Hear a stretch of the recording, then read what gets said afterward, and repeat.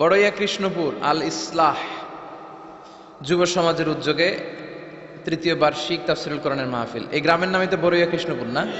আমি ছোটবেলায় এসেছিলাম কয়েকবার এই গ্রামে। এটা আমার কি বলে নানার শ্বশুর বাড়ি আর কি,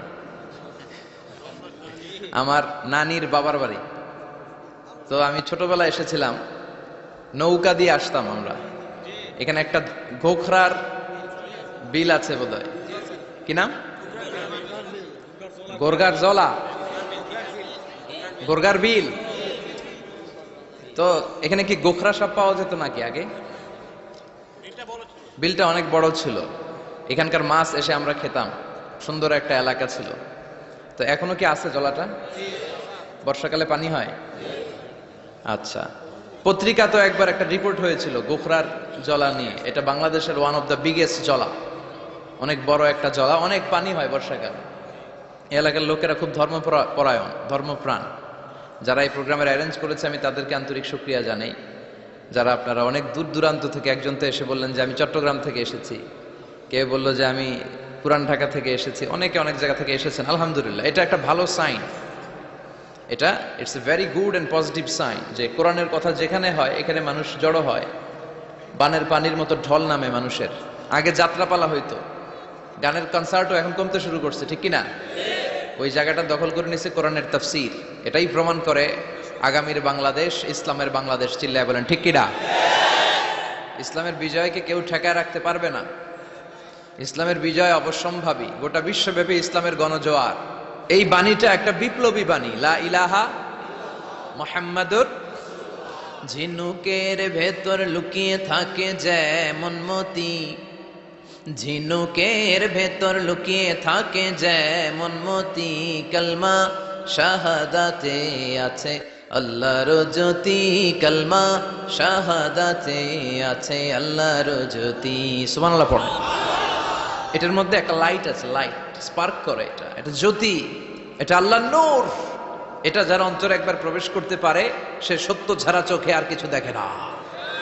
এই কালেমার পক্ষে শক্তি যারা, তারা সত্য আর ন্যায়ের পক্ষে। চিল্লায় বলেন ঠিক কিনা? এটা পৃথিবীর সবচাইতে শ্রেষ্ঠ জিকির, আফদলু জিকির লা ইলাহা।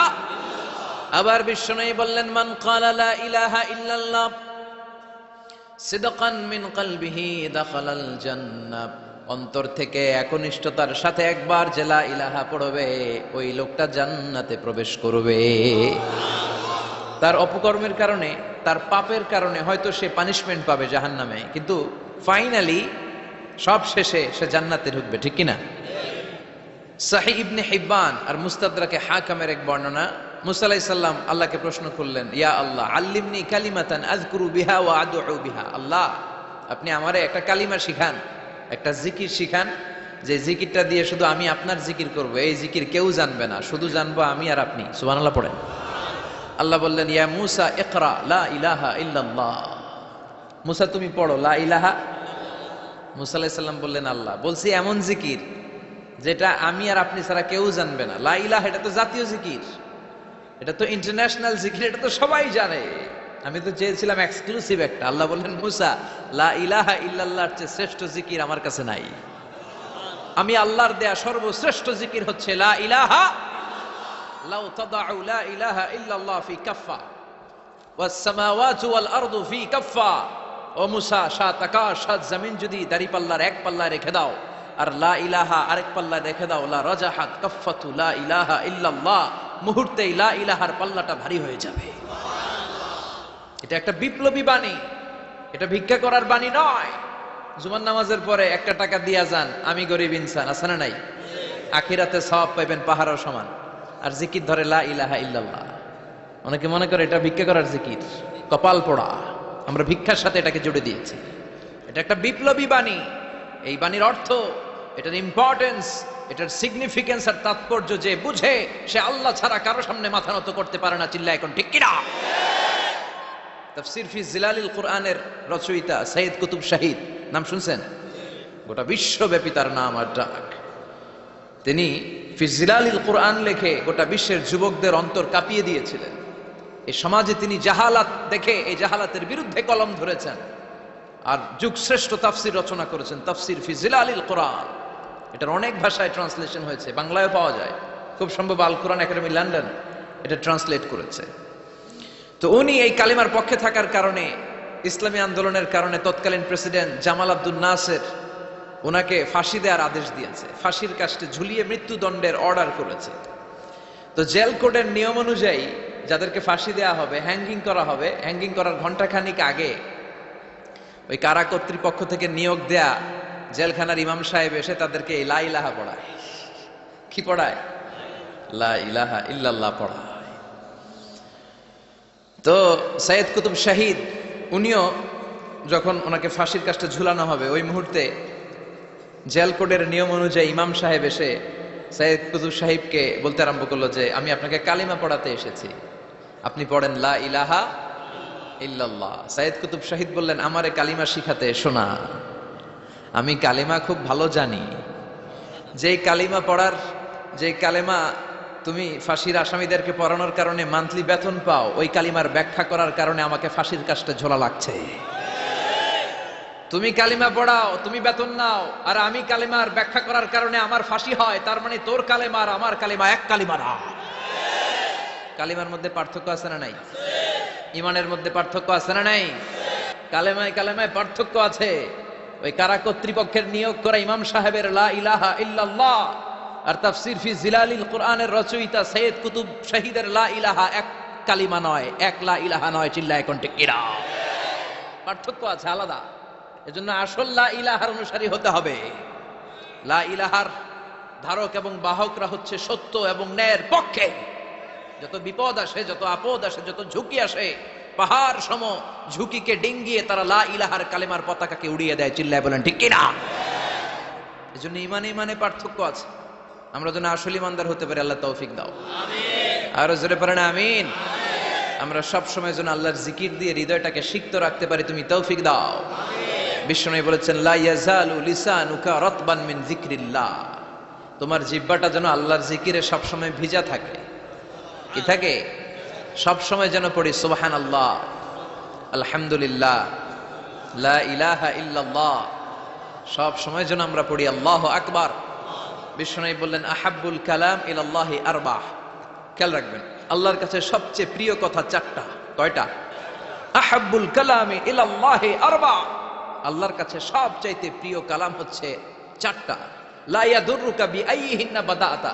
এই চারটার কোনটা দিয়ে শুরু করবে এটা তোমার ব্যাপার, আগে পরে করলেও কোনো সমস্যা নাই। চারটার একটা হচ্ছে সুবহানাল্লাহ, আরেকটা হচ্ছে আলহামদুলিল্লাহ, আরেকটা হচ্ছে লা ইলাহা ইল্লাল্লাহ, আরেকটা হচ্ছে আল্লাহু আকবার। এজন্য সব সময় আল্লাহর জিকির করতে রাজি আছেন তো? আল্লাহরে ডাকতে রাজি আছেন?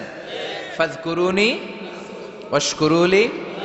আল্লাহ বলেন, যদি আমার জিকির করো আমিও তোমাদের জিকির করি, যদি আমার স্মরণ করো আমিও তোমাদের স্মরণ করি। আবার বিশ্বনবী বললেন, আল্লাহ ঘোষণা দেন, ফাইন যাকারানি ফি নাফসি যাকারতুহু ফি নাফসি।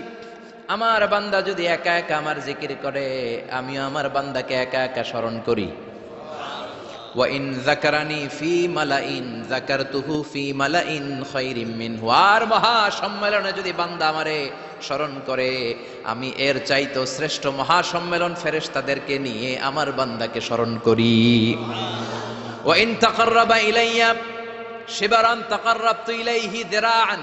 আমার বান্দা যদি আমার দিকে এক বিঘত আসতে চায় আমি আমার বান্দার দিকে এক হাত এগিয়ে যাই। আমার বান্দা যদি আমার দিকে এক হাত আসতে চায় আমি আমার বান্দার দিকে দুই হাত চলে যাই। ওয়া ইন আতানি ইয়ামশি আতাইতুহু হারওয়ালা। আর আমার বান্দা যদি আমার কাছে হেঁটে হেঁটে আসতে চায় আমি আমার গোলামের দিকে দৌড়ে দৌড়ে যাই। ওই আল্লাহরে ভুলে গিয়ে আমরা মাজারে যেয়ে সিজদা দেই, কপাল পোড়া। আছে না নাই? দোদেল বান্দা কালমা চোর, না পায় শ্মশান না পায় ঘোর, দিন থাকিতে আয়রে পথে ছাইড়া দে ভণ্ডামি ভণ্ডামি ভণ্ডামি ভণ্ডামি, ছাইড়া দে ভণ্ডামি। ঠিক কি না? এই ভণ্ডামির সাথে আমাদের সম্পর্ক আছে? মাজার পূজার সাথে ইসলামের কোনো সম্পর্ক আছে? নামাজ কালাম পড়ে না ইবলিশ শয়তানের নানা। আছে না নাই? এলাকায় মনে হয় নাই, অনেক জায়গায় আছে দেখবেন লাল সালুদি ইয়া উঁচু করা। সাইয়েদনা আলীকে মদিনায় বিশ্বনবী পাঠালেন আর বললেন, যত উঁচু মাজার দেখো ভেঙে মাটির সাথে গুড়িয়ে দাও। কবরস্থান উঁচু হবে না, কবর হবে সমান। এটাকে সেফ সেফটি দেওয়ার জন্য, সিকিউরিটি দেওয়ার জন্য আপনি চারদিকে সিম্পল বেড়া বা দেয়াল দিতে পারেন, যাতে গরু ছাগল যে এই কবরের অসম্মান না করে। আমরা আশরাফুল মাখলুকাত, আমরা বেঁচে থাকলেও যেমনি সম্মান আছে আমাদের, মরে গেলেও সম্মান আছে না নাই? আল্লাহ বললেন ওয়ালাকাদ কাররামনা বানি আদম, আমি বনি আদমের সম্মান বাড়িয়ে দিয়েছি। জীবিত অবস্থায় যেমনি সম্মান, মরে গেলেও সম্মান, ঠিক কিনা? বিশ্বনবী দেখলেন একটা লাশ যাচ্ছে, লাশ দেখে নবী দাঁড়িয়ে গেলেন। সাহাবারা বললেন ইয়া রাসূলুল্লাহ ইন্নাহু ইয়াহুদি, এটা ইহুদির লাশ। দাঁড়ালেন কেন? বসেন। বিশ্বনবী বললেন আওয়ালাইসাত নাফসান, এটা কি মানুষ না? এটা হোক না ইহুদি, হোক খ্রিস্টান, হোক নাস্তিক, এটা তো মানুষ। আমি তো মানুষকে সম্মান দিয়েছি। I have dignified the status of the sons of Adam. আমি বনি আদমের সম্মানকে বাড়িয়ে দিয়েছি। সবার উপরে মানুষত্ব, তাহার উপরে নাই। এজন্য কবরকে সিকিউরিটি দিতে হবে, কিন্তু গম্বুজ বানানো যাবে? লাল সালু দেয়া যাবে? মাজারে আগরবাতি দেয়া যাবে? মোমবাতি, মশারি, অনেক মাজারের উপরে লম্বা মশারি টাঙানো আছে না নাই? ওর বাবারে মশাই কামড়ায়, কত বড় ডাকাত। তো মশাই যদি নিজ থেকে তাড়াইতে না পারে, ও তোমারে কি করবে? কথা বলেন। মশা তাড়াতে পারে না নিজের গা থেকে, তোমারে কি বাঁচাবে? দেখবেন যে লোকটা মাজারে মশারি দেয়, ওর বাবার ডেঙ্গু জ্বর, ওর বাপেরে মশাই খায়, ওর মারে মশাই খায়। গোটা বিশ্বের সবগুলো আল্লাহর ওলি যদি একটা গ্লাসের পানিতে ফু দেয়, আর আপনার মা যদি আপনার মাথার মধ্যে হাত বুলিয়ে দেয়, আপনার মা যদি আপনার বুকে একটা ফু দিয়ে দেয়, সব পীর সাহেব একদিকে, মায়ের দোয়া আরেকদিকে। মায়ের দোয়া মুহূর্তে আল্লাহর আরশে পৌঁছে যাবে। এজন্য বিশ্বনবী বলতেন সালাসু দাওয়াতিন মুস্তাজাবা, তিনটা দোয়া আল্লাহ কবুল ফিরিয়ে দেন না। এক নম্বরে হচ্ছে দাওয়াতুল মুসাফির, সফর অবস্থায় দোয়া করলে কবুল করে কে? দুই নম্বরে দাওয়াতুল মাজলুম, অত্যাচারিত ব্যক্তির দোয়া কবুল করে কে? তিন নম্বরে দাওয়াতুল ওয়ালিদাইনি লিওয়ালাদিহি, মা বাবা যখন হাত তুলে ছেলে মেয়েদের জন্য আল্লাহর কাছে দোয়া করে, ওই দোয়াটাও কবুল করে কে? মাজারে মশারি দিবেন? লাল সালু দিবেন? আগরবাতি, মোমবাতি, কোন মানত? মাজারে মানত করা যায় না। ইন্নী নাযারতু লিররহমানি সাওমা, মানত করতে হয় রহমানের নামে। মানত হবে একজনের নামে, চিল্লায় বলেন তিনি কে? এজন্য মাজারে কিছু দেয়া যাবে না। এই ভণ্ডামি গোটা বাংলাদেশ ব্যাপী, আমরা বলে যাচ্ছি যতটুকু শুধরানোর শুধরাবে। হেদায়েত দেওয়ার মালিক একজন, চিল্লায় বলেন তিনি কে? অনেক পীর আছে এরকম ভণ্ড পীর, সারা বছরে নাকি একবারও গোসল করে না। 365 দিনে ওর গোসলের রুটিন একদিন, আর ওই একদিনের গোসলের পানি মুরিদরা সব খাইয়া শেষ করে ফেলায়। নাউজুবিল্লাহ কইবেন না? নামাজ কালাম পড়ে না, ইবলিস শয়তানের নানা, ধর্মের একখান খুঁটি ধইরা কয়দিন করবা হয়রানি। ভণ্ডামি ভণ্ডামি ভণ্ডামি, ছাইড়া দে ভণ্ডামি। দোদেল বান্দা কালমা চোর, না পায় শ্মশান না পায় ঘোর, দিন থাকিতে আয়রে পথে ছাইড়া দে ভণ্ডামি। ভণ্ডামি ভণ্ডামি ভণ্ডামি, ছাইড়া দে ভণ্ডামি। চিল্লায় বলেন ঠিক কিনা? এগুলোর সাথে আমাদের কোনো সম্পর্ক নাই। ইসলাম হচ্ছে সহজ। আদ-দীনু ইউসরুন লা উসরা ফী, আদ-দীনু ইউসর, দিন সহজ। এত জনের কাছে যাওয়া লাগবে না, আপনি ওই জেলায় যে ওই মাজারে মানত করা লাগবে না, আপনার সিলেটে যাওয়া লাগবে না, আপনার খানজানালির কাছে যাওয়া লাগবে না, আপনার কোথাও যাওয়া লাগবে না। আপনি বাড়ির পাশের মসজিদে পড়ে সেজদা দেন, মুহূর্তে দোয়া কবুল করে নিবে কে? রব্বুল আলামিন বলে গোলাম আমারে ডাকস না কেন? তোর ডাকে সাড়া দেওয়ার জন্য আমি 24 আওয়ার্স রেডি। দুনিয়ার বুকে কোনো বিষয় নিয়ে যদি আমরা বারবার যাই, দুনিয়াতে লোকজন রেগে যায়, ঠিক কিনা? আমি ওনার কাছে গেলাম, ভাই আজকে একটা বিপদে পড়ছি, 500 টাকা দেন, দিয়ে দিল। এরপরের দিন আবার গেলাম, দিল। পরশু দিল, তরশু গেলে চেঁচা দিয়ে দিবে, একটা মাইট দিয়ে দিবে, ঠিক কিনা? কি পাইছো তুমি? প্রতিদিন 500 টাকা। বারবার কোন একটা ইস্যু নিয়ে কারো কাছে যাওয়া যায় না, এটা লজ্জার বিষয়, ঠিক কিনা? কিন্তু আল্লাহর বিষয়টা উল্টো। সুনানে তিরমিজির বর্ণনা, ইন্নাহু মান লাম ইয়াসআলিল্লাহ ইয়াগদাব আলাইহি, কোন বান্দা যদি কোনো বিষয় নিয়ে, কোনো ব্যাপার নিয়ে আল্লাহর কাছে বারবার না যায়, আল্লাহ তার উপর রেগে যায়। এজন্য আল্লাহর কাছে বারবার চাওয়ার দরকার আছে না নাই? আপনার মনের জ্বালা যন্ত্রণা পূরণ করে দিতে পারে কে? এটার নাম তাওহীদ। এক আল্লাহ কেন্দ্রিক হওয়া, আল্লাহ সেন্টার্ড। আমাদের সবকিছু হবে আল্লাহ কেন্দ্রিক। বিপদে আপদে যে কোনো পরিস্থিতিতে সবার আগে কার কাছে যাব? এটার নাম তাওহীদ, এটার নাম তৌহিদেরি মুর্শিদ আমার মোহাম্মদের নাম বলো, মোহাম্মদের নাম। আল্লাহর নাম জপলে বুঝতে পারি আল্লাহরই কালাম বলো, মোহাম্মদের নাম। ওই নামেরই রশি ধরে যায় আল্লাহর পথে, ওই নামেরই ভেলায় চড়ে ভাসি নূরের স্রোতে, ওই নামের বাতি জেলে দেখি আরশের মোকাম বলো, মোহাম্মদের নাম। সবাই পড়েন, তৌহিদেরি মুর্শিদ আমার মোহাম্মদের নাম বলো, মোহাম্মদের নাম। আল্লাহর নাম জপলে বুঝতে পারি আল্লাহরই কালাম বলো, মোহাম্মদের নাম। চিল্লায় পড়েন আমিন। সব সময় বিপদে আপদে কার কাছে যাবেন? আপনার বিপদ দূর করতে পারে কে? আপনারে অসুস্থ থেকে সুস্থ বানায় দিতে পারে কে? মনের জ্বালা যন্ত্রণা মিটাতে পারে কে? আল্লাহ ছাড়া কেউ পারবে?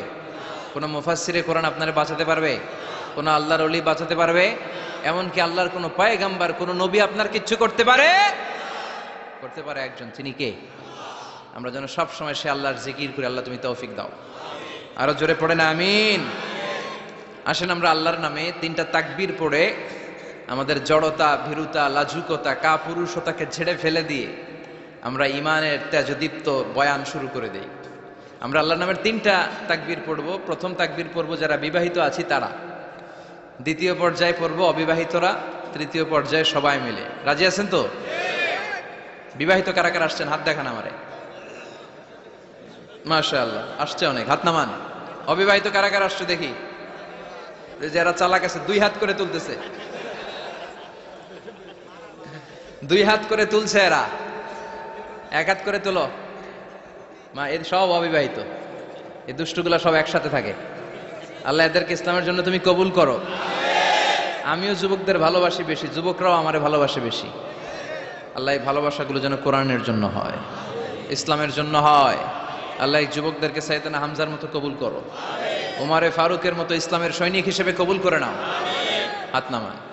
তো আমি লিল্লাহে তাকবীর বললে বিবাহিতরা প্রথমে পড়বেন আল্লাহু আকবার, দ্বিতীয় পর্যায়ে আমি লিল্লাহে তাকবীর পড়লে অবিবাহিতরা পড়বেন আল্লাহু আকবার। দেখি আমার নানার শ্বশুরবাড়ির এলাকার লোকদের কাদের গলায় জোর বেশি, বিবাহিতদের না অবিবাহিতদের? বড়ুয়া কৃষ্ণপুরে বিবাহিতদেরকে আঞ্চলিক ভাষায় আপনারা কি বলেন? বিয়াইতা। একই, অনেক জায়গায় বলে বিয়াতা।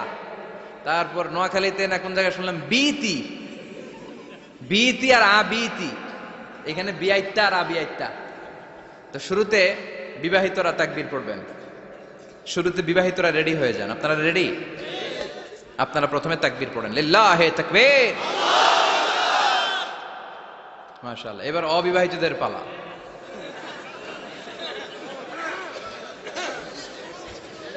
অবিবাহিতরা রেডি? ওরা কাশি দিয়ে গলা ঠিক করে নিতেছে। মাশাআল্লাহ। এবার অবিবাহিতদের পালা। পড়ো তাকবীর, লিল্লাহে তাকবীর। মাশাআল্লাহ, মাশাআল্লাহ। আপনারাও দিছেন? মুরব্বি কইছে আমরাও দিছি। মাশাআল্লাহ। ঠিক আছে, এবার সবাই মিলে তিনটা তাকবীর পড়ি, লিল্লাহে তাকবীর, লিল্লাহে তাকবীর, লিল্লাহে তাকবীর। আল্লাহ আমাদের স্লোগানগুলো কবুল করো। তোমার এই নামের তাকবীর যেন আমরা সব সময় দিতে পারি। এই তাকবীর কিন্তু আল্লাহর কাছে খুব পছন্দনীয়। আমি একটু আগে বলছিলাম না যে আহাব্বুল কালামি ইলাল্লাহি আরবা, আল্লাহর কাছে সবচেয়ে প্রিয় বাক্য চারটার মধ্যে একটা হচ্ছে আল্লাহু আকবার। চারটার একটা কি? সব সময় এই তাকবীরের সাথে থাকবেন তো? যারা এই তাকবীর পড়ে তাদের সাথে থাকবেন সবাই। আল্লাহ তৌফিক দাও। আমি আমার খুতবার শুরুতে সূরাতুত তাকাসুরের প্রথম দুই আয়াত তেলাওয়াত করেছি। এই সূরার মধ্য দিয়ে আল্লাহ তাআলা কি মেসেজ আসলে আমাদেরকে দিতে চাইলেন আমি আপনাদের সাথে অল্প কিছু সময় শেয়ার করব ইনশাআল্লাহ পড়ে। এই সূরার মূল মেসেজ হচ্ছে আমরা এই পৃথিবীতে থাকতে আসি নাই, চলে যাব আমরা। কেউ আমরা থাকতে পারবো? We have to go back to you lord, we have to go back to our lord. আমাদেরকে আমাদের রবের কাছে ফিরে যেতে হবে। নাকি আজীবন থাকবেন? কথা বলেন। চলে যেতে হবে। কখন যে কে চলে যায় তার কোনো ঠিক নাই। হ্যাঁ, কেউ জানি না, কিন্তু এতটুকু জানি যে চলে যাব। গত কয়েকদিন আগে এদেশের আপকামিং একজন ইয়াং স্কলার হুট করে চলে গেলেন। নাম শুনছেন কি নাম? হ্যাঁ, শাহাদাত ফয়সাল। আমাদের বয়সী বা আমাদের চেয়ে ছোট, আপকামিং মধ্যম পন্থার একজন আলেম ছিল, চলে গেল। অনেক আশা ভরসা ছিল অনেকের তার উপর যে সে he is an upcoming scholar, সে মধ্যমপন্থী। ডক্টর আব্দুল্লাহ জাহাঙ্গীর স্যারের নাম শুনেছেন? ভাল লাগে না কথাগুলো শুনলে? হৃদয়টা ঠান্ডা হয়ে যায়। কারো পক্ষপাতিত্বে যায় না, যেটা হক, যেটা সমাজের জন্য কল্যাণকর সেটার কথা বলে। এই মাঝামাঝি থাকতে পারাটা সবচেয়ে কঠিন, ঠিক কি না? আল্লাহ বলেছেন ওয়াকাযালিকা জাআলনাকুম উম্মাতান ওয়াসাতান লিতাকুনু শুহাদা আলান নাস, তোমাদেরকে হতে হবে উম্মাতান ওয়াসাতান, মধ্যমপন্থী উম্মাত, মাঝামাঝি থাকতে হবে। কিন্তু আমরা এদেশে মার্জিনালাইজ করে ফেলি, বুঝতে পেরেছেন? এক প্রান্তে চলে যায়। যারা চরমনায়ের মুরিদ অন্যদেরকে আর দেখা যাবে না, যারা শর্ষিনার মুরিদ এরাই সব, অন্যদিকে যাওয়া যাবে না। যারা জামাত ইসলাম অন্যদিকে আর যাওয়া যাবে না। যারা হেফাজতে ইসলাম অন্য কারোর মধ্যে আর হক নাই। যারা আহলে হাদিস এরা তো সব নিয়েই গেছে, সব হক সুন্নাহ এদের কাছে, কারো মুখের কোনো কথা এদের কাছে কোনো দাম নাই। আপনি যত হকের কথা বলেন এদের দলেই নাকি ঢুকতে হবে। তো আমারে এই দেশে সুন্নি ভাইরা গালি দেয় আহলে হাদিস বলে, আবার আহলে হাদিসরা আমারে গালি দেয় সুন্নি বলে, বুঝতে পেরেছেন? মাঝামাঝি থাকাটা এই বাংলাদেশে খুব কঠিন, কিন্তু আপনাকে মাঝামাঝি থাকতে হবে, আপনাকে ওয়াসাতিয়ার পদ্ধতিতে আসতে হবে। উম্মাতান ওয়াসাতা, মাঝামাঝি। মাঝামাঝি ডানেও না বায়েও না, সিরাতুল মুস্তাকিমে ডান বাম নাই, এটা সোজা। এই রাস্তা একবার যদি উঠে যান এই রাস্তা শেষ হয়ে যাবে জান্নাতুল ফেরদাউসের ভিতরে। চিল্লায় বলেন ঠিক কিনা? এজন্য আমরা যেন মিডল পাথ ধরি, আমরা যেন কট্টর না হই, আমরা যেন মাঝামাঝি হই। আপনি তাবলিগ করতে পারেন, করেন, খুব ভালো। তাবলিগের ভাইদের একটা ভালো গুণ হচ্ছে নিজের খেয়ে নিজের পরে ইসলামের দাওয়াত দেয়, ঠিক কিনা? নিজের টাকা ভেঙে দাওয়াত দিচ্ছে, তো তাদের কারণে অনেকে কালিমা শিখছে, অনেকে নামাজ শিখছে, তাদেরও কন্ট্রিবিউশন আছে না নাই?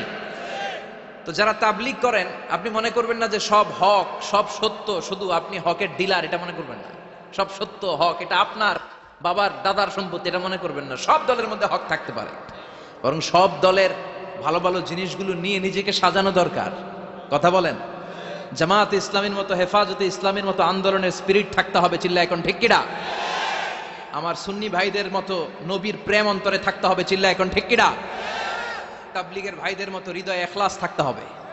এই সবগুলোর সমন্বয় হচ্ছে ইসলাম, সবগুলোর সমন্বয় ইসলাম। এজন্য কখনো মনে করবেন না যে আমি এক দল করি তার মানে অন্য সব দল মনে হয় বাতিল, ওগুলো মনে হয় মুসলমান না, ওগুলো আমার চোখেই ধরে না। এটা ঠিক না, এটা ইহুদিদের স্বভাব। ইহুদিরা শুধুমাত্র হকের ডিলার মনে করতো নিজেদেরকে, ইহুদি ছাড়া বাকি কাউরে ওরা চোখে দেখতে পারতো না। এজন্য আমরা কি কট্টরপন্থী হব না মধ্যমপন্থী? চিল্লায় বলেন কট্টরপন্থী না মধ্যমপন্থী? আল্লাহ আমারে যতদিন বাঁচিয়ে রাখে আমি এই মধ্যম পন্থার কথা বলেই যাব, up to my death. It's my mission, it's my vision. এটাই আমার লক্ষ্য, যে মধ্যম পন্থার ইসলামকে প্রমোট করা, যেটা বিশ্বনবীর ইসলাম, যেটা মদিনার ইসলাম, যেটার মধ্যে বাড়াবাড়ি নাই, ছাড়াছাড়ি নাই, ঠিক কিনা? আল্লাহ তুমি আমাদেরকে বুঝার তৌফিক দান করো। সূরার নাম হচ্ছে সূরাতুত তাকাসুর। চিল্লায় বলেন কি নাম? এই সূরার সেন্ট্রাল সাবজেক্ট ম্যাটার হচ্ছে we have to go back to our lord. আমাদেরকে ফিরে যেতে হবে আমাদের রবের কাছে। আমরা কেউ আজীবন থাকতে আসি নাই। থাকতে পারবো আজীবন? দাদা চলে গেল, বাবা চলে গেল, মা চলে গেল, মামা চলে গেল, খালু চলে গেল, এরপর আমাদের টনক নড়ে না, তাই না? পাগল পড়া হয়ে আছে এই পৃথিবীর জন্য। মরতে যে হবে এটা ভাববার সময়টুকু আমাদের নেই। আমরা ব্যস্ত আমাদের ক্যারিয়ার নিয়ে, আমাদের লাইফ নিয়ে, আমাদের সমাজ নিয়ে, আমাদের ফ্যামিলি নিয়ে, আমাদের সন্তান আর সম্পদ নিয়ে আমরা super busy. We are leading a very super busy life. We don't have even a single time to think about death. মৃত্যু নিয়ে ভাবার একটা মুহূর্ত আমাদের নাই। কিন্তু পৃথিবীর সবচাইতে সুনিশ্চিত বিষয় হচ্ছে মৃত্যু, ঠিক কিনা? The most certain thing in our life is death. আমাদের জীবনের সবচাইতে সুনিশ্চিত বিষয় হচ্ছে মরণ, মরবই আমরা। And the most uncertain thing in our life is the time of death. আর আমাদের জীবনের সবচেয়ে অনিশ্চিত বিষয় হচ্ছে মৃত্যুর সময়। আমরা জানি না। মরবো যে এটা জানি, জানেন না? কিন্তু কখন মরবো এটা জানি? এই সূরাটা আপনারে এই জিনিসটা জানান দিতে এসেছে যে দুনিয়ার সম্পদ, লোভ, লালসা এগুলো নিয়ে পড়ে থেকো না। এই যে আমাদের ফ্যামিলি, আমাদের বাচ্চা কাচ্চা, আমাদের এত টাকা পয়সার হিসেব, মাস শেষে বাড়ি ভাড়া, গ্যাসের বিল, এটা সেটা, আপনি কি মনে করছেন যে আপনি চলে গেলে এগুলো থেমে থাকবে? কিছুই থেমে থাকবে না, সব চলবে আগের মতো, থাকবেন না আপনি। এজন্য শাহাদাত ফয়সাল ওনার ফেসবুকে সর্বশেষে লিখে গিয়েছিল, আমি হীন দুনিয়া, মানে এমন দুনিয়া যেটাতে আমি নাই, সব চলে, সকাল গড়িয়ে বিকেল হয়, শীত শেষে গ্রীষ্ম আসে, দিন শেষে রাত নামে, সব চলে, নাই শুধু আমি। চিল্লায় বলেন ঠিক কিনা? তো এজন্য এগুলি একটু ভাবেন। অনেক ব্যস্ত আমরা, এই দুনিয়ার পুরো জীবনটা এটা হচ্ছে লালসাময় একটা জীবন, লোভ, মরিচিকা, মায়াজাল। এই মায়াজালে আমরা আটকে আছি, ফলে মৃত্যুর কথা আমরা ভুলে গিয়েছি, পাগলের মতো ছুটছি। আরো টাকা লাগবে, আরো খ্যাতি লাগবে, আরো যশ লাগবে, আরো দাপট লাগবে আমার। এত টাকা দিয়ে কি হবে? এত সম্পদ দিয়ে কি হবে? এত ব্যস্ততা দিয়ে কি হবে তোমার? স্টপ, থামুন, অনেক হয়েছে, আর না, থামুন। Take a rest, take a breath and think about death. Think that you have to go back to your Lord. একটু বসেন না, একটু ভাবেন যে আমাকে চলে যেতে হবে, চলে যেতে হবে। এই কোলাহল, এই ব্যস্ততা, এগুলো থাকবে, থাকবো না আমি। সাইয়েদনা ওমর ফারুক বলেছেন, মুতু ক্বাবলা আন তামুতু, মরার আগে একবার মরো। হাসিবু ক্বাবলা আন তুহাসাবু আলাইকুম, তোমার হিসাব নেওয়ার আগে তুমি একবার নিজের হিসাবটা করো না। কাগজ বের করে একটু লিখো না, কি কি ভালো কাজ করছিলা, যেগুলো দিয়ে নাজাতের ওয়াসিলা হতে পারে, 1 2 3, আর কি কি আকাম কুকাম করছো দেখো না, লিখে দেখো তোমার অবস্থাটা কি। মরার আগে একবার মরো। মরার আগে খাটের মধ্যে শুয়ে শটান করে চোখ বন্ধ করে একবার মরার ভান করে দেখেন কেমন লাগে। চোখটা বন্ধ করেন আর ভাবেন আপনি নাই, কি কি হতে পারে ভাবেন। আপনার ছেলে মেয়েরা কান্না জুড়ে দিবে, আপনার প্রাণের স্ত্রী বিলাপ শুরু করে দিবে, বন্ধু বান্ধবের চিৎকার আর মাতম, স্থানীয় এলাকার মসজিদে ঘোষণা, অমুক এলাকার নিবাসী অমুক ভাই, অমুকের ছেলে অমুক দুনিয়ায় নাই। সব আত্মীয়রা চলে আসবে, ফেসবুকে স্ট্যাটাস দেয়া হবে, সবাই সবাইকে জানাবে বিকাল 4টায় অমুক হাই স্কুল ময়দানে আপনার জানাজা।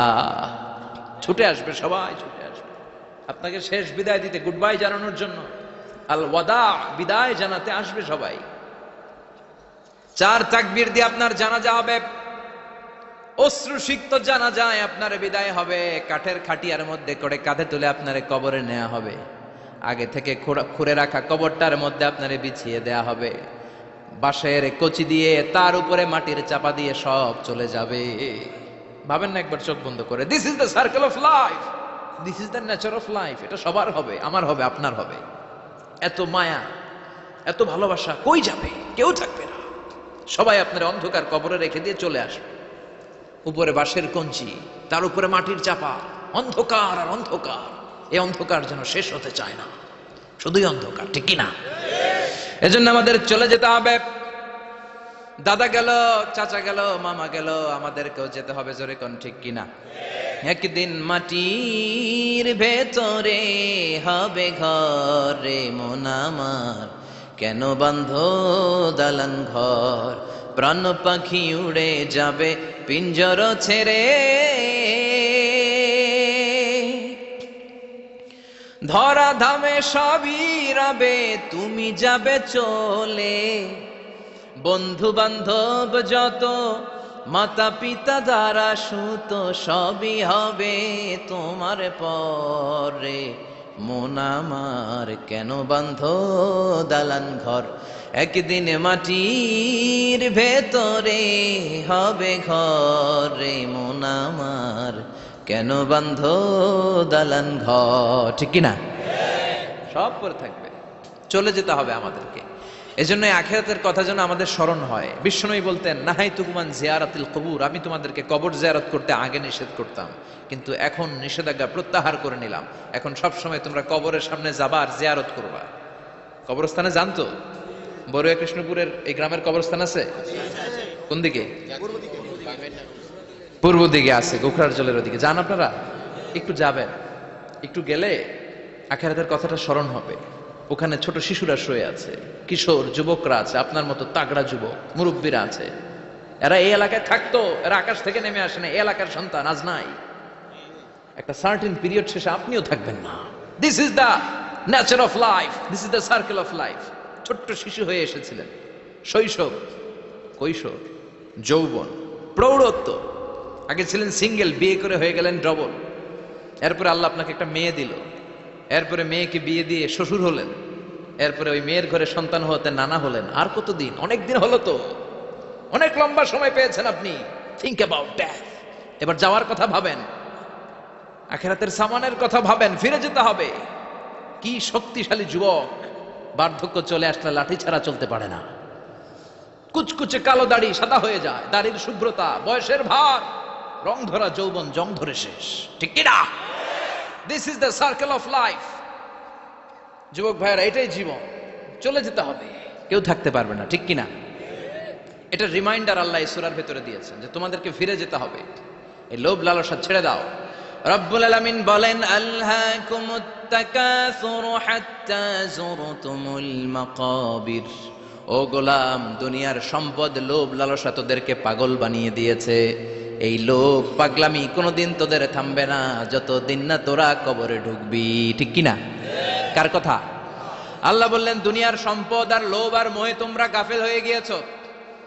আখিরাতের কথা বেমালুম তোমরা ভুলে গিয়েছো, কিন্তু আখিরাতে তোমাদের যেতেই হবে, কবরের বাড়িতে তোমাদের ঢুকতেই হবে, ঠিক কিনা? যেতেই হবে, আমরা ভুলে যাই।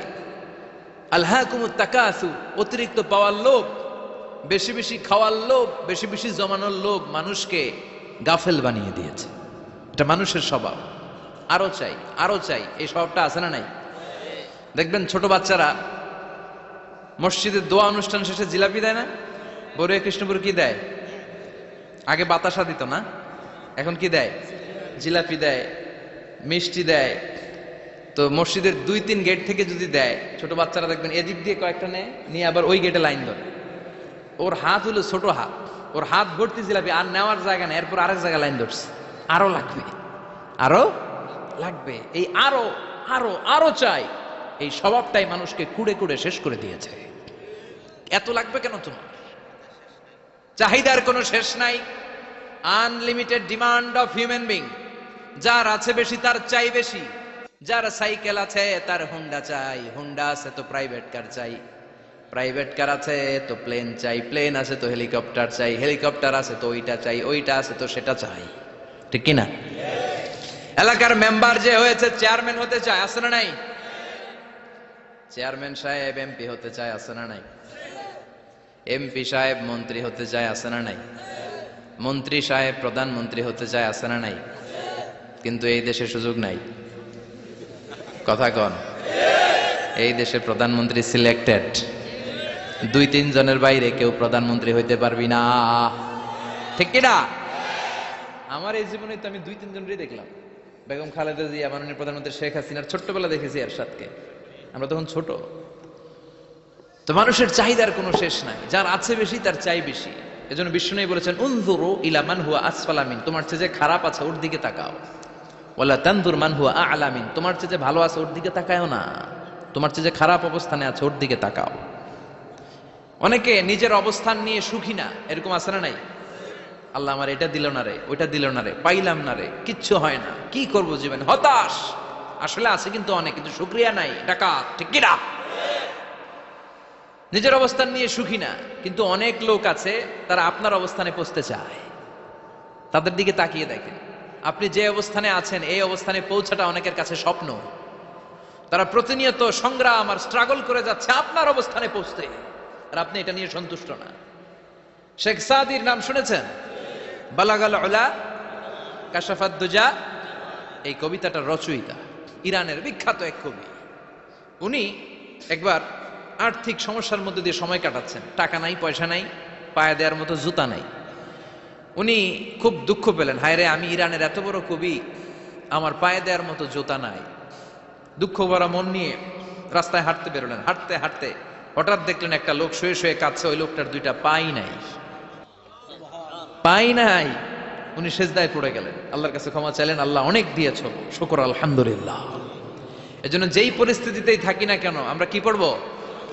জোরে বলেন, কি পড়বো? এজন্য আল কানাতু মিনাল ইসলাম, অল্পে তুষ্ট থাকার নাম হলো ইসলাম। সম্পদ লাগবে কিন্তু সম্পদের পাহাড় লাগবে না, ঠিক কি না? অল্প খান, অল্প পড়েন, অল্প জামান, অল্পের ভেতরে বরকত ঢুকাইয়া দিছে কে?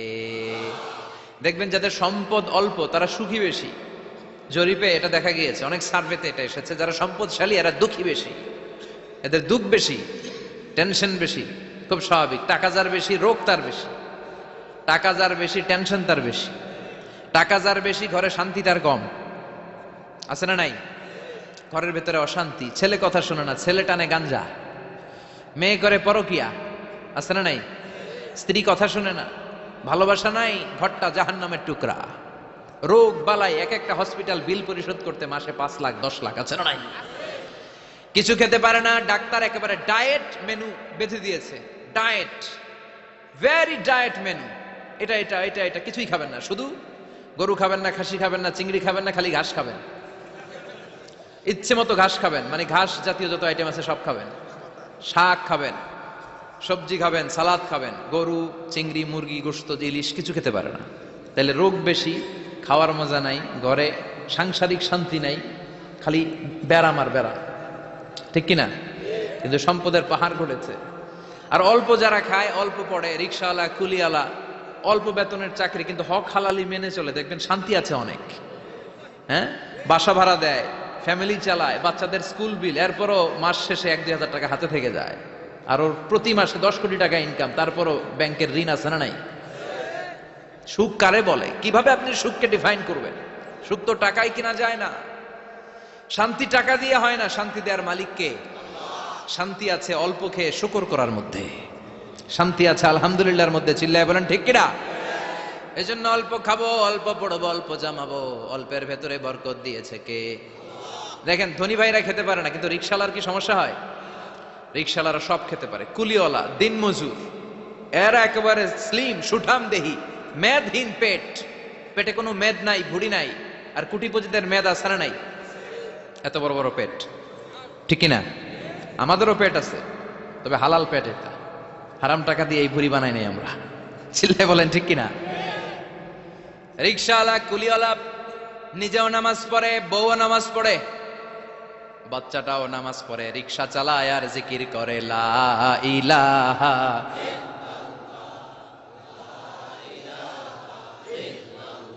লা ইলাহা ইল্লাল্লাহু মুহাম্মাদুর রাসূলুল্লাহ সাল্লাল্লাহু। সুখ আর শান্তি, তাদের ঘরে সুখ।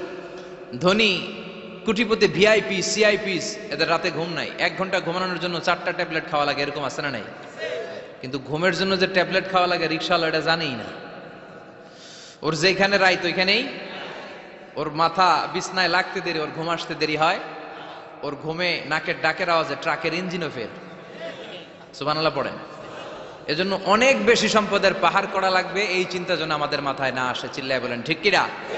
এজন্য রব্বুল আলামিন বলেন আলহাকুমুত তাকাসুর হাত্তা যুরতুমুল মাকাবির। বেশি বেশি সম্পদ উপার্জনের আকাঙ্ক্ষা তোমাদেরকে আখিরাত থেকে গাফেল বানিয়েছে। এই গাফলতি কশিনকালেও তোমাদের কমবে না যতক্ষণ না তোমরা কবরে ঢুকবা। হাত্তা যুরতুমুল মাকাবির, মাকবারাতুনের প্লুরাল মাকাবির, যতক্ষণ না কবরে না ঢুকবা, কবরস্থান তোমার আবাসস্থল না হবে, ততক্ষণ পর্যন্ত এই চাই চাই মানসিকতা কমবে। মানুষের স্বভাব হলো আরো চাই, আরো চাই, আরো চাই করে ফকিরেরা কারা? আল্লাহ গালি দিয়ে বললেন তোরা সব ফকিরনি। তোরা কি? ইয়া আইয়ুহান নাসু আনতুমুল ফুকারাউ ইলাল্লাহ ওয়াল্লাহু হুয়াল গানিয়ুল হামিদ। সুবহানাল্লাহ পড়েন। আল্লাহ ডেকে বললেন গোলাম আনতুমুল ফুকারা ইলাল্লাহ, তোমরা সবাই ফকির, ধনী হলো একজন, তিনি কে? আল্লাহ শুধু ধনী, আর মানুষের স্বভাব হচ্ছে আরো চাই, আরো চাই। ওর 2 তলা বিল্ডিং, আমার 3 তলা লাগবে। ওর 2টা গাড়ি আছে, আমার 3টা লাগবে। আছে না নাই? বিশ্বনবী বললেন কিয়ামতের আগ দিয়ে মানুষের মধ্যে আকাঙ্ক্ষায় প্রতিযোগিতা বেড়ে যাবে, প্রতিযোগিতামূলক টেন্ডেন্সি। কার চেয়ে কে বড় হতে পারে, কার চেয়ে কে বেশি টাকার পাহাড় বানাতে পারে। আছে না নাই? বিশ্বনবী বললেন ওয়া আনতারাল হুফাতাল উরাতাল আলাতা রিয়া আশ-শাইয়াতা তাওয়ালুনা ফিল বুনিয়ান। কিয়ামতের আগে এমন কিছু লোক যাদের গায়ে দেওয়ার মতো জামা ছিল না, পায়ে দেওয়ার মতো জুতা ছিল না, পেটে দেওয়ার মতো খাবার ছিল না, সমাজের কেউ তাদেরকে চিনত না। হঠাৎ করে এই লোকগুলো ধনী হয়ে যাবে, and they will start to construct, they will compete to construct high rises building in the cities. শহরে গ্রামে এরা বড় বড় বিল্ডিং বানানো শুরু করবে। এই উঁচা উঁচা বিল্ডিং আমাদের সমাজে আছে না নাই? কৃষ্ণপুরে 2 তলা 3 তলা বিল্ডিং আছে নি? আছে। আজ থেকে 20 বছর আগে ছিল? আমি তো 20 বছর আগে যখন আসছি কিছুই ছিল না, খালি পানি আর পানি। আর এখন 2 তলা 3 তলার অভাব নেই। গরিপুর পাশে না আপনাদের? এদিকে গরিপুর, গরিপুরে যে বিল্ডিং আছে বাংলাদেশেও নাই, ঠিক কি না? সারা বাংলাদেশের সবচেয়ে দামি জায়গা হচ্ছে গরিপুর বাজারের জায়গা, জানেন এটা? বসুন্ধরা, গুলশান, বনানী, বাড়িধারা, উত্তরার 3-4 ডবল দাম এই জায়গার, ঠিক কি না? বিল্ডিং এর পর বিল্ডিং। আমি যখন ঢাকা যাই দেখি গরিপুর আসতেছে, মানে গরিপুরের বিল্ডিং আর শহরগুলো আস্তে আস্তে হাইওয়ের পাশাপাশি চলে আসতেছে। প্রতি বছর এসে দেখি কিছু আগাইছে, 2-3 বছর পরে এইটা একেবারে হাইওয়ের সাথে চলে আসবে। খেয়াল করছেন? ঢাকা যাওয়ার সময় গরিপুর আগাইতেছে, খালি গরিপুরের বিল্ডিং, গরিপুরের শহর আগাতে আগাতে আগাতে ঢাকা চট্টগ্রাম মহাসড়কের কাছাকাছি চলে আসছে। এই যে বিল্ডিং বানানোর প্রতিযোগিতা, কুমিল্লা শহরে আজ থেকে 20-25 বছর আগে 5 তলা 6 তলা একটা বিল্ডিং ছিল না, এখন 10 তলা 20 তলা আছে না নাই? ঢাকায় আজ থেকে 20 বছর আগে 10 তলা বিল্ডিং খুঁজে পাইতেন আপনি? নাই। গোটা বিশ্বব্যাপী এখন টাওয়ার বানানোর প্রতিযোগিতা। বিশ্বনবী বলেন এদের কোনো টাকা ছিল না। পৃথিবীর সবচেয়ে বড় টাওয়ার এখন আরব দেশে, এদের কোনো টাকা ছিল না। আরব দেশের সৌদি আরব, কাতার, কুয়েত, বাহরাইন এখন স্বর্ণ আর তেলের খনি পেয়ে আল্লাহরে ভুলে যায়। এদের খাওয়ার মতো কিছু ছিল না। এদেরকে আমার দাদারে শুনতাম বলতো কাবলিওয়ালা বলতো। কি বলতো? এদেশে আসতো জায়নামাজ, তসবি ছড়া, খেজুর টেজুর বিক্রি করার জন্য। এরা জেলে পাড়ার লোক ছিল। আরব সাগরের তীরবর্তী এলাকার মানুষ, সাগরের মাছ মেরে এরা জীবন ধারণ করতো। আল্লাহ এদেরকে তেলের খনি দিলেন, গ্যাসের খনি দিলেন, এখন তারা বড় বড় টাওয়ার বানায়, আছে না নাই? বুর্জ আল খলিফা, কি উঁচা বিল্ডিং, 828 মিটার উঁচু।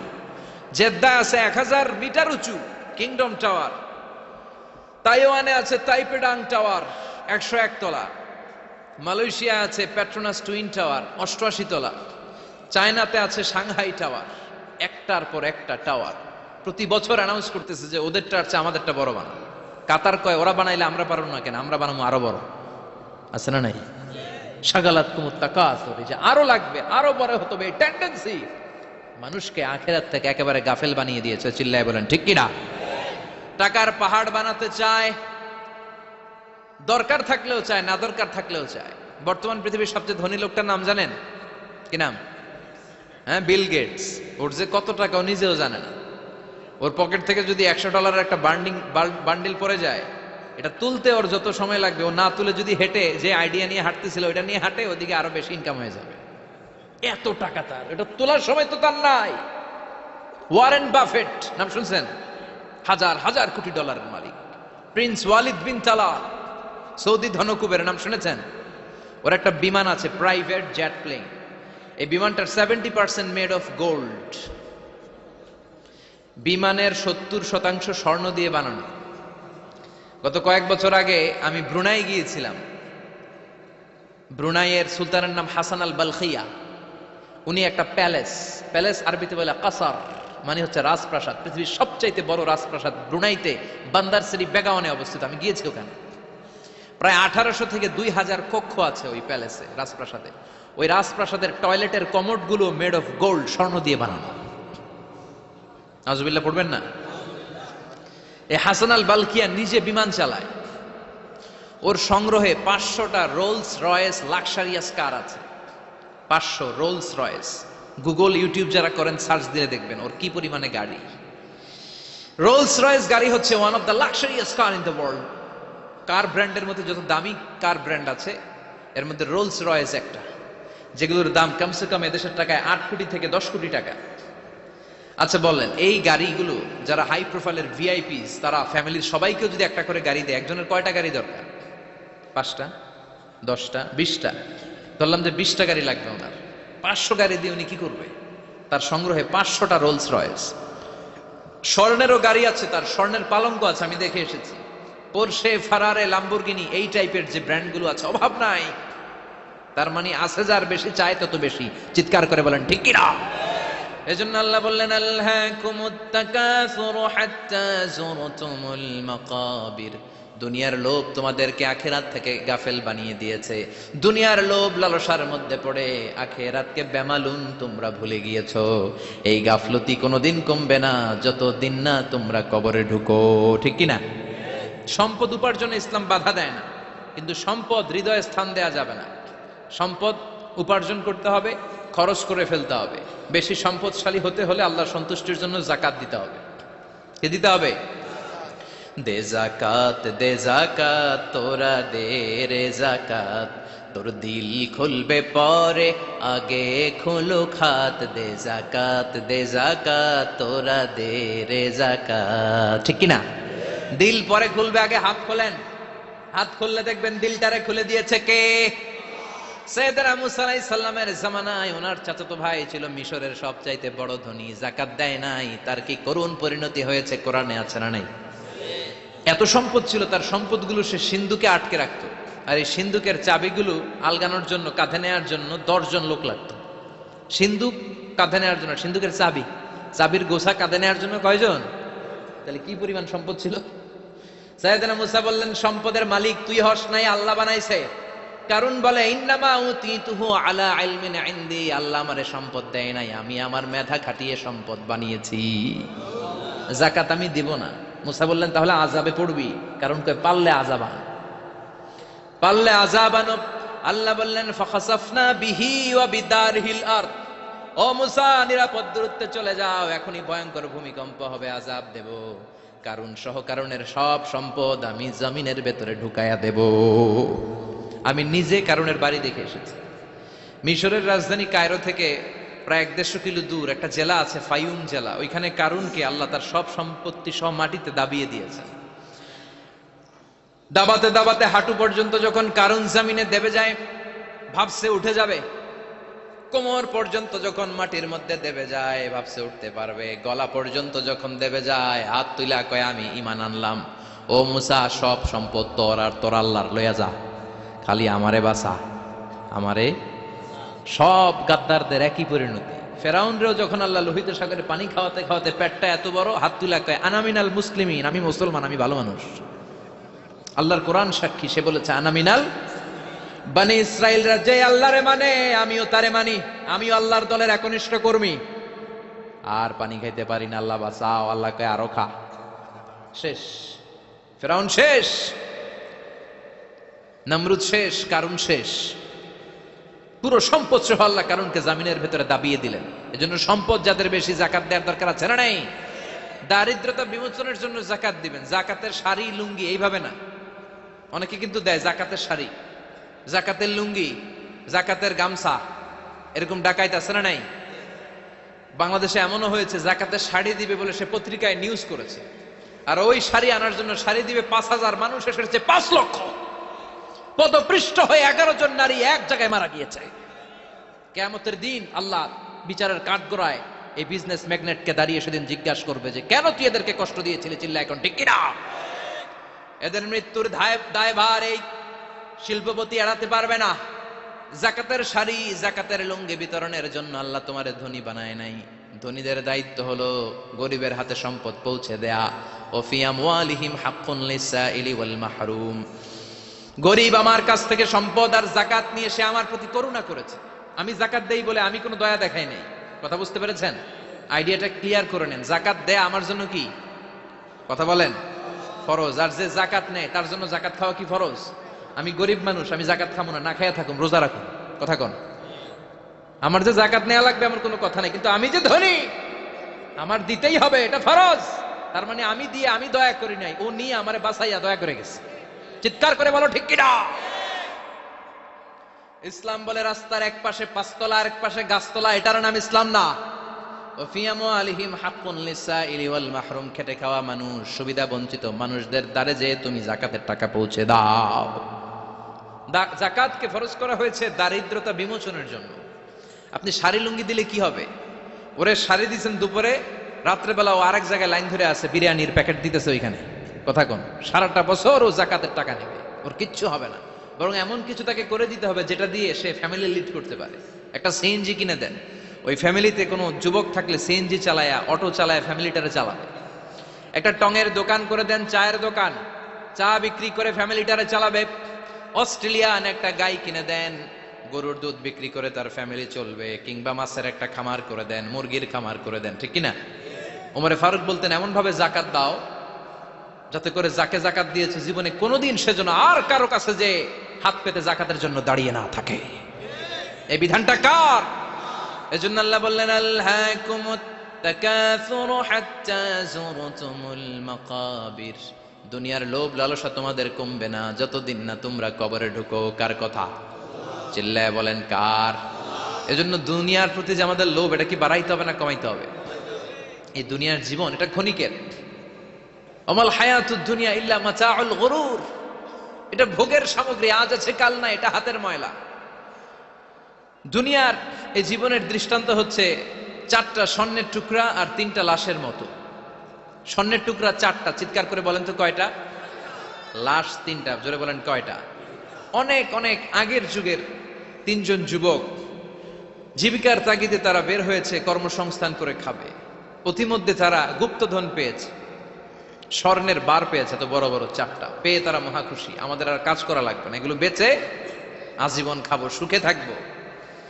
তো 3জন মিলে বললো 4টা স্বর্ণের টুকরা 3জনের মধ্যে ভাগ করে দেওয়ার আগে একজন এক কাজ কর, বাজার থেকে কিছু রুটি নিয়ে আয়, খুব ক্ষুধা লেগেছে, খেয়ে নেই। একজন রে রুটি আনতে পাঠিয়ে 2জন মিলে ভাবে ওইটারে যদি মেরে ফেলতে পারি তাহলে তো তোর আর আমার মধ্যে কোনো ঝামেলা নাই। স্বর্ণের টুকরা কয়টা? তুই নিবি 2টা, আমি নেব 2টা। আর যেটারে রুটি আনতে পাঠাইছে ওইটা মনে মনে ভাবতেছে রুটির মধ্যে বিষ মিশাই নিয়ে যাব। কি মিশাবো? বিষ খাইয়া ওইটা শেষ, সবগুলো আমার। তো বিষ মিশায় নিয়ে আসছে, আর আগের পরিকল্পনা অনুযায়ী এই 2জন মিলে তাকে নৃশংসভাবে হত্যা করেছে। হত্যার পরে কয় প্রচন্ড ক্ষুধা লাগছিল, আগে খায়া লই। 2জন মিলে বাজার থেকে আনা বিষ মাখানো রুটি খেয়ে ওই 2টাও শেষ। স্বর্ণের জায়গায় স্বর্ণ পড়ে আছে, স্বর্ণগুলো নেয়ার মতো মানুষ আর নাই, ঠিক কিনা? এজন্য মানুষের এই চাহিদা কমবে না। বিষ্ণু বলেন লাউ আন্না লিকুল্লি ইবনে আদম ওয়াদিয়ান মিন যাহাব আহাব্বা আই ইয়াকুনা ইলাইহি ওয়াদিয়ান। আল্লাহ প্রত্যেককে, আমাদের প্রত্যেককে যদি একটা করে স্বর্ণের পাহাড়ের মালিক বানিয়ে দেয়। কয়টা করে পাহাড় দেখছেন কোনোদিন? কই দেখছেন? চিটাং গেছিলেন? এই চট্টগ্রামে গেলে দেখা যায় কি পাহাড়। এই একটা পাহাড় স্বর্ণের, একটা স্বর্ণের পাহাড়ের মালিক যদি আমাদের এক একজনকে বানায় দেওয়া হয়, এরপর আমরা চাবো আরেকটা স্বর্ণের পাহাড়ের মালিক কেমন করে হওয়া যায়। আচ্ছা বলেন তো, একটা স্বর্ণের পাহাড় আমার 14 পুরুষ বিক্রি করে খাইলো শেষ করতে পারবো এটা? তো আরেকটা কেন লাগবে আমার? ওয়ালাই আমলা আফাহু ইল্লা তুরাব। বিষ্ণু বলেন কবরের মাটি যতক্ষণ না তোর মুখে না ঢুকবে তোর এই চাওয়া চাওয়া খাই খাই স্বভাব বন্ধ হবে না। এজন্য আল্লাহ বললেন আলহাকুমুত তাকাসুরু হাত্তা যুরতুমুল মাকাবির। দুনিয়া তোমাদেরকে গাফেল বানিয়ে দিয়েছে, গাফলতি কমবে না যতদিন না কবরে ঢুকো। কবরে ঢুকা লাগবে, কবরে ঢুকা লাগবে না? কবরে আমাদেরকে যেতেই হবে, যেখানেই থাকেন। কবরের প্রশ্ন আছে না নাই? অনেকে বলে হুজুর বিমান হামলায় মারা গিয়েছে, বিমান জ্বলে পুড়ে ছাই হয়ে গিয়েছে, তার কবর কোথায়? তার আত্মাটা যেখানে আছে ওই জায়গায় প্রশ্ন আছে না নাই? অনেকে বলে হুজুর সাগরের মধ্যে পড়ে মারা গিয়েছে, তিমি মাছ খেয়ে ফেলেছে, তার কোনো অস্তিত্ব নাই, কিন্তু তার রুহুটা আছে না নাই? প্রতিটা রুহু সংরক্ষণ করে কে? প্রত্যেকটা আত্মা আল্লাহর কাছে সংরক্ষিত থাকে। প্রতিটা রুহু, প্রতিটা মানুষ মালাকুল মাউতকে দেখতে পায়। আপনিও দেখবেন, আমিও দেখব। মুমিনদের কাছে এসে মালাকুল মাউত একজন যুবকের বেশে সাদা ধবধবে জুব্বা পরে সুগন্ধি মেখে মুমূর্ষু ব্যক্তির শিয়রে বসে বসে বলে ইয়া আইয়াতুহান নাফসুল মুতমাইন্না, হে প্রশান্ত আত্মা, উখরুজি ইলা মাগফিরাতুল্লাহি ওয়া রিদওয়ানি, আল্লাহর ক্ষমা আর দয়ার দিকে বের হয়ে আসো। বলা মাত্রই মুমিনের আত্মাটা স্মুথলি বের হয়ে আসে। কাফান মিন আকফানিল জান্নাহ, হানুত মিন হানুতিল জান্নাহ, জান্নাত থেকে আনা সুগন্ধি কাফনের মধ্যে পেঁচিয়ে তিনি রূহটাকে নিয়ে ইল্লিনে চলে যায়। সরাসরি দেখে মালাকুল মাউতকে। আর যারা ইসলাম বিরোধী, কোরআন বিরোধী, তাদের সামনে এসে মালাকুল মাউত ত্রাস সৃষ্টি করে। আগে ধমক। হাইওয়েতে মাঝে মাঝে ডাকাতি হয় না? বাসগুলোর মধ্যে যখন ডাকাতি হয়, বাসে থাকে 50 জন, ডাকাত ঢুকে 5 জন, এই 5 জনের ভয়ে সবগুলো পেশাব করে দেয়। কারণ ত্রাস সৃষ্টি করে। এসেই চাইনিজ কুড়াল দিয়ে আগে কুবায় দেয় 4-5 জনের। রক্ত দেখে কি দেওয়ার সব আগে রেডি করে রাখে। মালাকুল মাউত এসে কাফের নাস্তিক মুশরিকদের সামনে সেরকম একটা ত্রাস সৃষ্টি করে, ভয়ে লোকটা কাঁপতে থাকে। ওর কাছে ভদ্র ভাষায় কথা বলে না, সুন্দর জামা পরে আসে না, কালো কুচকুচে চেহারা, ভয়ঙ্কর একটা রূপ নিয়ে, আকৃতি নিয়ে ইসলাম বিরোধীদের মাথার সামনে আসে, দুর্গন্ধযুক্ত চেহারার দেহ নিয়ে ধমক দিয়ে বলে, ও পাপাত্তা, ইয়া আইয়াতুহান নাফসুল খাবিসা উখরুজি ইলা গাদাবিল্লাহ, হে পাপাত্তা, আল্লাহর রাগ, ক্রোধ আর গজবের দিকে বের হয়ে আয়। মুমিনের আত্মা বলার সাথে সাথে যেমনি মুমিনের দেহ থেকে বের হয়ে জান্নাতি কাফনের ভেতরে ঢুকে, কাফেরদের আত্মাও কি এরকম তাড়াতাড়ি বেরোতে চায় নাকি? কাফেরদের আত্মা বেরোতে চায় না, ডানে দৌড়, বায়ে দৌড়, সামনে দৌড়, পেছনে দৌড়, আহা, দৌড়াদৌড়ি করে। মালাকুল মাউত এটাকে টেনে হিচড়ে, একটা জীবিত ছাগলকে জবেহ না করে, জবাই না করে, তার চামড়া উল্টা দিকে টেনে হিচড়ে বের করলে ছাগলটা যত কষ্ট পায়, এর চেয়ে কমসে কম 70 গুণ বেশি কষ্ট দিয়ে কাফের মুশরিক আর গাদ্দারদের রূহ কবজ করা হয়। আল্লাহ, এই পরিস্থিতি থেকে তুমি আমাদের বাঁচাও। মুমিনদের রূহ যেমনি কবজ হয়, ওইভাবে রূহ কবজের ব্যবস্থা করে দিও। ইমানের মৃত্যু নসিব করে দিও, শাহিদি মৃত্যু নসিব করে দিও। আমাকে শহীদ করে সেই মিছিলে শামিল করে নিও, যে মিছিলের নেতা মীর হামজা, খোবায়েবে খাব্বাব, আল্লাহর কাছে ছিল অতি প্রিয়, শামিল করে নিও। আমাকে শহীদ করে সেই মিছিলে শামিল করে নিও। পড়েন আমিন, আর জোরে পড়েন আমিন। তার মানে বিমান দুর্ঘটনায় হোক, কিংবা লঞ্চ ডুবিতে হোক, কিংবা আগুনে পড়ে হোক, কিংবা আত্মঘাতী হামলায় হোক, যে যেখানেই মারা যায়, কবরের 3টা প্রশ্ন তার জন্য আছে না নাই? ইসলাম বিরোধীদের জন্য প্রশ্ন 3টা, আপনারা যারা মুমিন তাদের জন্য 4টা, আপনাদের জন্য একটা বেশি। আলহামদুলিল্লাহ। কোন কবরে এসে প্রথম প্রশ্ন করবে, মুনকার নাকির যখন চলে আসবে, 40 কদম যখন আত্মীয় স্বজনরা লাশটাকে কবরের মধ্যে দিয়ে 40 কদম চলে যায়, তখনই ফেরেশতা চলে আসে। আহা, শেষ, সব শেষ। এসেই পরীক্ষা শুরু। মার রব্বুক, তোর রবের নাম কি? চিল্লায় বলেন, আমাদের রবের নাম কি? আমরা বলবো রব্বি আল্লাহ, আল্লাহ আমারে রব। দমে দমে তনু মনে তারি অনুভব। পড়েন, আল্লাহ আমারে রব। তোমার দুনিয়াতে আমি যেদিকে তাকাই, অথই নেয়ামতে ডুবে আছি সবাই। পাখপাখালির গানে শুনি তসবিহ কল রব, তসবিহ কল রব, আল্লাহ আমারে রব। প্রথম প্রশ্ন, তোমার রব কে? আমরা বলবো আমাদের রব আল্লাহ। দ্বিতীয় প্রশ্ন, ওমা দীনু, তোমার ধর্মের নাম কি? আমরা কি বলবো? তৃতীয় প্রশ্ন, বিশ্বনবীর চেহারা দেখিয়ে বলা হবে, আতারিফু হাদার রাজুল, এই লোকটারে চিনো নাকি? আমরা বলবো চিনি, আমাদের প্রাণের নবী, ঠিক কি না? চাঁদের চেয়ে সুন্দর তুমি নবী আমার কমলিহিওয়ালা, দু জাহানের বাদশা তুমি প্যারা নবী সাল্লে আলা, চাঁদের চেয়ে সুন্দর তুমি নবী আমার কমলিহিওয়ালা, ঠিক কি না? 3টা প্রশ্নের যথাযথ উত্তর যখন দিয়ে দিলেন, আপনার জন্য অতিরিক্ত আরেকটা প্রশ্ন করা হবে, ওয়ামা ইলমুক, তোমার নলেজ কি? 3টা প্রশ্নের উত্তর যে তুমি করতে পারলা, কিভাবে পারলা, কেমনে জানলা? নকল করে বলছো নাকি জেনে বুঝে আসছো? নকল হয় না? এখন তো পরীক্ষা চলতেছে বোধহয়। কি পরীক্ষা? এসএসসি পরীক্ষা। নকল হয়? কৃষ্ণপুরে নকল নাই না? এখন মনে হয় এগুলো একটু কমছে। একটা সময় ছিল অনেক নকল হইতো। পাঞ্জাবের ভিতরে নকল, পকেটে নকল, টুপির ভিতরে নকল, মৌজার ভিতরেও নকল। এমনকি মেয়েরাও নকল করে পরীক্ষার হলে আসে না নাই? স্কেলের মধ্যে লিখে নিয়ে যায়, হাতের মধ্যে লিখে নিয়ে যায়, ওড়নায় লিখে নিয়ে যায়, কাপড়ে লিখে নিয়ে যায়, আসে না নাই? ফেরেশতারা বলবে, নকল করছো নাকি? কেমনে জানলা? 3টা প্রশ্নের উত্তর তুমি কেমনে বললা? আল্লাহ তোমার রব, ইসলাম তোমার ধর্ম, এই লোকটা বিশ্বনবী, কেমনে চিনলা? আপনাকে তখন বলতে হবে, আমি কোরআন থেকে শিখেছি, আমি হাদিস থেকে শিখেছি, আমি ইসলাম জেনে বুঝে মেনেছি, আমি আন্দাজে কোথাও ঘুরি নাই। চিল্লা এখন ঠিক কিনা? আপনাকে বলতে হবে। এজন্য শিখতে হবে, প্রতিনিয়ত ইসলাম সম্পর্কে জানতে হবে, আখের গোছাতে হবে, জীবনটাকে আলোকিত করতে হবে। চিল্লায় বলেন ঠিক কিনা?